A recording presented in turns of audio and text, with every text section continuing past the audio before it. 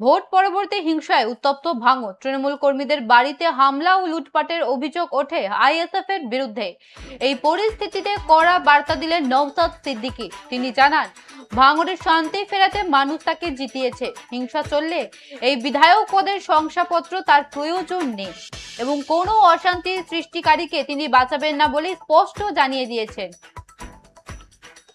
বিধায়ক পদের শংসাপত্রের প্রয়োজন নেই আমার, ভাঙড়ে হিংসা রুখতে কড়া নওশাদ সিদ্দিকী। ভোট পরবর্তী হিংসায় উত্তপ্ত ভাঙড়, তৃণমূল কর্মীদের বাড়িতে হামলা ও লুটপাটের অভিযোগ ওঠে আইএসএফ এর বিরুদ্ধে।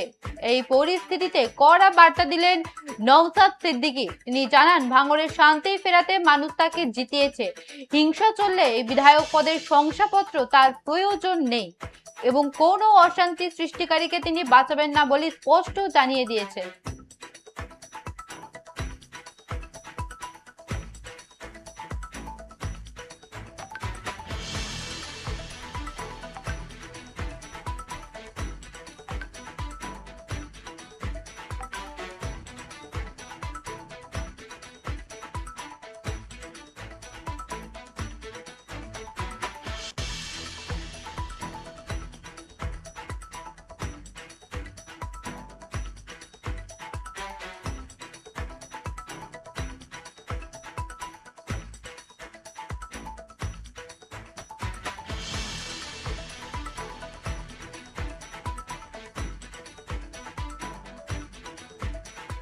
ভোট পরবর্তী হিংসায় উত্তপ্ত ভাঙড়, তৃণমূল কর্মীদের বাড়িতে হামলা ও লুটপাটের অভিযোগ ওঠে আইএসএফ এর বিরুদ্ধে। এই পরিস্থিতিতে কড়া বার্তা দিলেন নওশাদ সিদ্দিকী।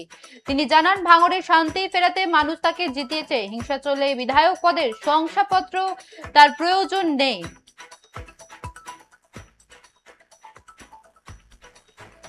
এ বিষয়ে বিস্তারিত জানবো। টেলিফোন লাইনে রয়েছে আমাদের প্রতিনিধি গোপাল শীল। গোপাল, নওশাদ সিদ্দিকী আর কি বার্তা দিয়েছেন?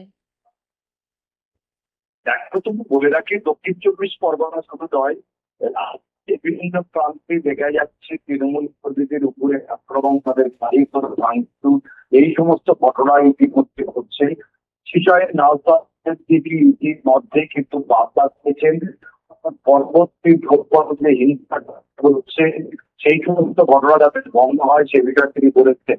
তিনি বলেন, শওকত মোল্লার বিরুদ্ধে ভোট দিয়ে মানুষ দিয়েছে, শাস্তি দিয়েছে বলে যদি মারের বদলা মার হয় তাহলে এমএলএও শাস্তি পেতে আমার দরকার নাই, মানুষের চোখের জলে ঝরার দরকার নেই, শাস্তির দরকার নেই। তিনি তার শাস্তিকেও ফেরত দিতে পারে। তাই এলাকাবাসী বা তাদের যারা সমর্থক রয়েছে তাদেরকে শান্ত থাকতে বলেছেন। এরকম কোন ঘটনা বলেও বেশ, ধন্যবাদ গোপাল। ভোট পরবর্তী হিংসায় উত্তপ্ত ভাঙড়, তৃণমূল কর্মীদের বাড়িতে হামলা ও লুটপাটের অভিযোগ ওঠে আইএসএফ এর বিরুদ্ধে। এই পরিস্থিতিতে কড়া বার্তা দিলেন নওশাদ সিদ্দিকী। তিনি জানান, ভাঙড়ের শান্তি ফেরাতে মানুষ তাকে জিতিয়েছে। হিংসা চললে এই বিধায়ক পদের শংসাপত্র তার প্রয়োজন নেই এবং কোনো অশান্তি সৃষ্টিকারীকে তিনি বাঁচাবেন না বলে স্পষ্ট জানিয়ে দিয়েছেন।